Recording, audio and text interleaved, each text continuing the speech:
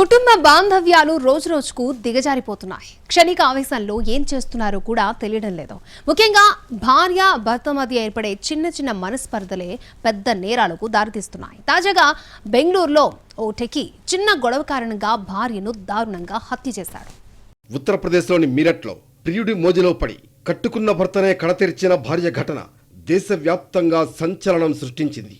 హత్య చేసిన తర్వాత భర్త మృతదేహాన్ని ఏమాత్రం కనికరం లేకుండా ప్లాస్టిక్ డ్రమ్లో పెట్టి సిమెంట్ ఇసుకతో నింపేసి భూమి లోపల పాతి పెట్టేసింది. ఇంత చేసిన నిందితురాలితో పాటు ప్రియుణ్ణి అరెస్ట్ చేసి కటకటాల్లోకి నెట్టారు పోలీసులు.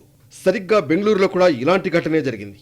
బెంగళూరులోని ఓ సాఫ్ట్వేర్ కంపెనీలో ప్రొఫెషనల్ ఇంజనీర్గా పనిచేస్తున్న రాజేంద్ర ఖేత్కర్ భార్యను అతి దారుణంగా హత్య చేశాడు. ఈ మధ్య వారిద్దరి మధ్య చిన్నపాటి గొడవ జరిగింది. బుధవారం వీరిద్దరు కలిసి డిన్నర్ చేసే క్రమంలో వాగ్వాదం చోటు చేసుకుంది. ఈ క్రమంలోనే తన చేతిలో ఉన్న కత్తిని భర్తపైకి విసిరింది భార్య. దీంతో భర్త రాజేంద్రకు గాయమైంది. దాంతో సహనాన్ని కోల్పోయిన భర్త అదే కత్తితో భార్యపై విచక్షణారహితంగా దాడి చేశాడు. దాంతో ఆమె స్పాట్లోనే చనిపోయింది.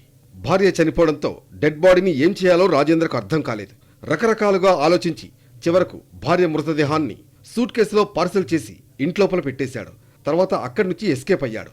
ఇదే విషయాన్ని తన అత్తామామలకు ఫోన్ చేసి చెప్పాడు. తాను మీ కూతుర్ని హత్య చేశానంటూ ఫోన్లో చెప్పేశాడు. డెడ్ బాడీని సూట్ కేసులో ప్యాక్ చేసినట్లు వెల్లడించాడు. దాంతో ఆ విషయాన్ని మహారాష్ట్ర పోలీసులకు సమాచారం అందించారు తల్లిదండ్రులు. అక్కడి నుంచి కర్ణాటక పోలీసులకు సమాచారం అందడంతో అక్కడికి చేరుకున్న పోలీసులు ప్యాక్ చేసి ఉన్న ఒక సూట్ కేసును గుర్తించారు. అందులో మృతదేహాన్ని వెలికితీసి పోస్ట్ మార్టంకు పంపించారు. పోస్ట్ మార్టం రిపోర్ట్లో హత్యగా నిర్ధారణ అయింది. మెడపై ఛాతీలో కత్తిపోట్లు ఉన్నట్లు పోస్ట్ మార్టం రిపోర్ట్లో వెల్లడైంది. మరోవైపు భార్యను హత్య చేసిన తర్వాత పూణేకు పారిపోయాడు భర్త రాజేంద్ర. అయితే అక్కడ ఆత్మహత్యకు ప్రయత్నించాడు. అతను ఎక్కడున్నాడో అన్న విషయాన్ని ట్రేస్ చేసిన పోలీసులు పూణే పోలీసులకు సమాచారం ఇచ్చారు.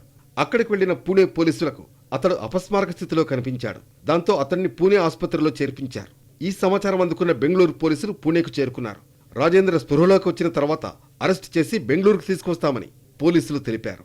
మహారాష్ట్రకు చెందిన వీరిద్దరికి 2 ఏళ్ల క్రితమే వివాహం జరిగింది. ఏడాది క్రితమే బెంగళూరుకొచ్చారు.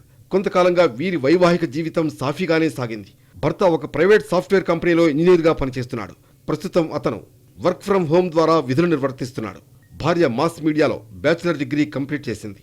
భార్య భర్త అన్న తర్వాత చిన్న చిన్న గొడవలు సహజం.